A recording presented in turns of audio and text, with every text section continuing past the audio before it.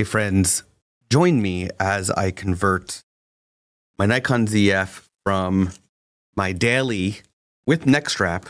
We'll get into that, to something else for proposal photography. Okay, so here's the deal. My Nikon ZF, or wherever you are, Nikon ZF, is set up typically. Now, if you're watching a clip, or if you're watching a clip of this on social, you'll see that I have my Nikon ZF. I've got a little like leather grip. Right now I have a plate on the bottom and I have a neck strap. It is set up as my daily camera. I just throw it over my shoulder. I go and I capture photos and so on. That's my daily setup for my Nikon ZF, because this is, in my opinion, one of the best for Nikon users, the best daily camera. If you're not a Nikon user, you might be using a Fuji camera as your daily because they're very compact, things like that. But that's besides the point. Now, when I need one camera or two cameras on my hip for, let's say, a family session where I don't need the speed of multiple cameras switching back and forth, I will typically take off the neck strap and I will use a plate. I have my spider holster clamp for my different cameras, and I have my spider holster that goes onto a belt. And I can have two cameras on my hips. They're perfect, right? They don't hurt my neck, doesn't hurt my back, doesn't hurt my shoulders. Very easy, right? And they're secure. The spider holsters, that's the lock that you're hearing. Now, it's the best that I could ever ask for. I've been a partner of Spider Holster for years at this point, and I love their products. However, when I do proposal photography, it's a very finite amount of time I have. I have to speed through it. I need to go fast to capture the proposal, the moments leading up to it, during the proposal, and the moments after the proposal. This is an hour's worth of photos crammed into a minute, 2 minutes of time. So I have my Nikon Z7 II on my right side with a telephoto lens. You actually see it, if you're watching a clip of this, you'll see it on the shelf behind me. It has a Tamron, 30 to 150 f2 to 2.8 lens on it. That is what I use for my proposals to get the distance and things like that. But the Nikon Z7 II, the body buffer in that, with full high-res raw files, the buffer fills up pretty fast. So there are times when I need to switch to the backup body, which is on my left side. Now, if I'm using a spider holster, I can go pretty fast, but I can't quickly, safely drop the camera into, again, that's the sound of the spider holster going into the pin going into the holster. I can't quickly, safely know that I'm going to drop the camera in it and it's not going to hit the floor. It's just the nature of it, because it's not as, first of all, it's not connected to anything. So what I do for proposals is I got this bad boy. This is the sound of a hold fast gear. It's the Moneymaker, but I have technically it's the vegan Moneymaker. So it's like a canvas material. It's a strong fabric, no leather, all black, and it's a crossbody harness that will keep a camera on either side of me, reducing some neck strain. Still, you're going to feel some shoulder strain. You shouldn't feel some back strain so much because it is evenly distributing the weight. But it allows me to have both cameras quickly, where I can just literally let go of a camera and grab the other, and I don't have to worry about anything dropping, hitting the floor. That is extremely important. And these straps, there's multiple brands that make these straps. If I was going to recommend you to get a harness strap, I would say either Holdfast Gear or was it Rose Anvil? Rose Anvil, actually, their strap design is a little different than Holdfast Gear. What's really interesting is in the new Twisters movie that was made in 2024, they actually purchased parts from Rose Anvil and ripped off the strap that the star of the new Twisters movie uses. That's besides the point. I'm getting off topic. So because of the different harness, I need to prepare the Nikon ZF for the proposal session. So what I have to do is I first have to take off this plate that I have here, which I have my Really Right Stuff tool with the right bit on it to take off the plate.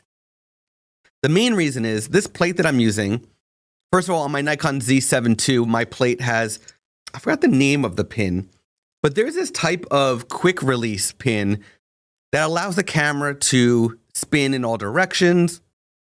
It's pretty secure.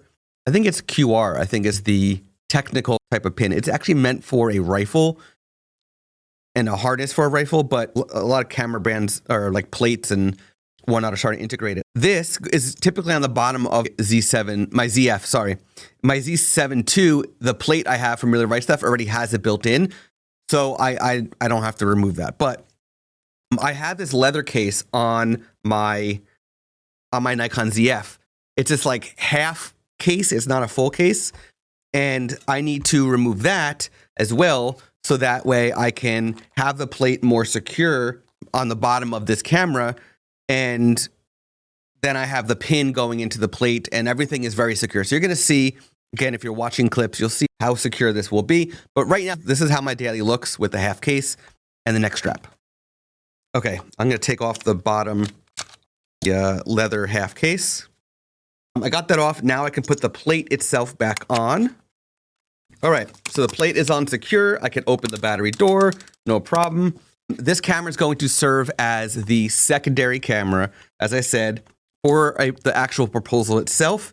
I will have a 35mm lens on this, so that way as I'm walking in close from the distance for the proposal, I could easily drop the camera with the ZF II with the telephoto lens, quickly switch to the ZF that has a 35 fixed on it, and I can get those close-up photos. Now, I have to remove the neck strap as well because I'm not going to want that in the way as I am capturing the photos of the proposal, because that will be extremely distracting, extremely frustrating for me to have an additional thing dangling off the camera.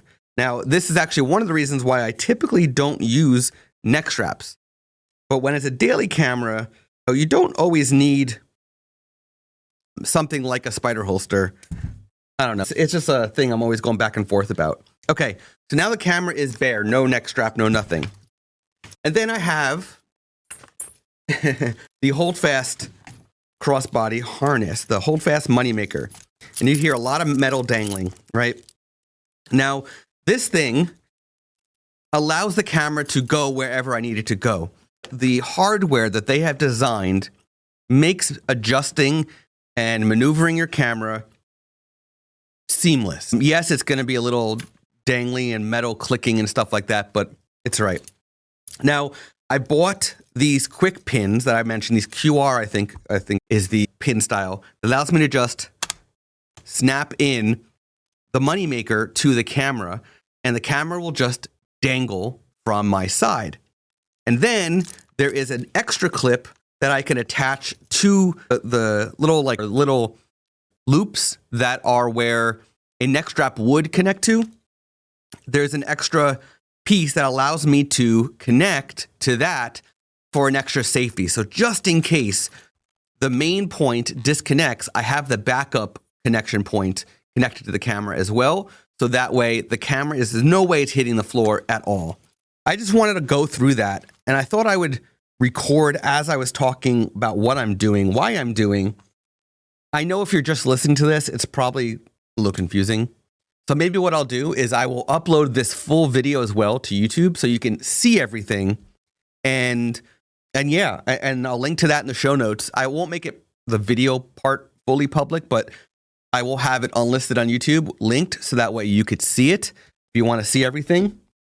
Just to go over everything one more time, I had the Nikon ZF, I had the neck strap that I removed, I had this half leather case that I removed. By the way, the reason why I used the half leather case is, first of all, I wanted that extra tiny little bit of a grip that it gives you for the fingertips, but also I like the look of the fake leather over like a metal added little grip.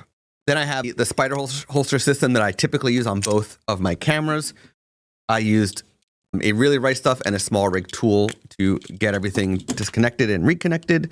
And then, of course, the Moneymaker from Holdfast, and I will link to all this in the show notes for this episode. A lot of dangling and noises in this episode, but I hope you appreciated this like brain dump of why I do this setup for proposals and how I do it. And yeah, thanks for listening. And again, if you want to watch the video of this, just go to the show notes, click the YouTube link, and you can watch the video of this.